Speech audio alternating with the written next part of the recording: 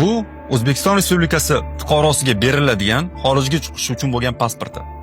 Va bu pasportda oxirgi betida yozib qo'ygan: pasport O'zbekiston Respublikasi mulkidir. Ushbu pasport egasi O'zbekiston Respublikasi himoyasidadir deb. Menda savol tug'iladi.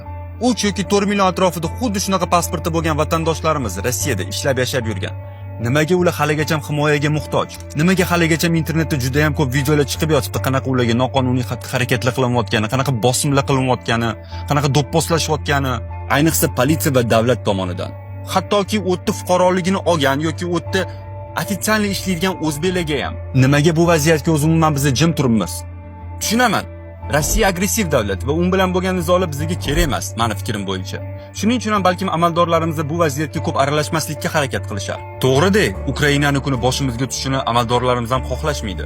Balkim shuning uchun ham Alisher Qodirovga o'xshagan deputatlarimiz vatanni himoya qilishni qizlar ham o'rganish kerak, qizlar ham armiyaga borish kerak degan fikrlarni bildirishayotgandir. Mabodo o'sha kun boshimizga tushib qoladigan bo'lsa deb. Lekin bitta narsani hamma aniq va tiniq bilib olish kerak, ayniqsa amaldorlar. Karl Gustav aytganidek, inson o'z vatanini himoya qilishni istashi uchun mabodo o'sha kun kelib qolsa ham Xudo ko'rsatmasin, unga u davlatda to'g'ri keladigan sharoit va haqqoniylik yaratilishi shart. Agar unaqa bo'lmaydigan bo'lsa, Ukrainadan qochgan qochqinlar soni holva bo'lib qolishi aniq.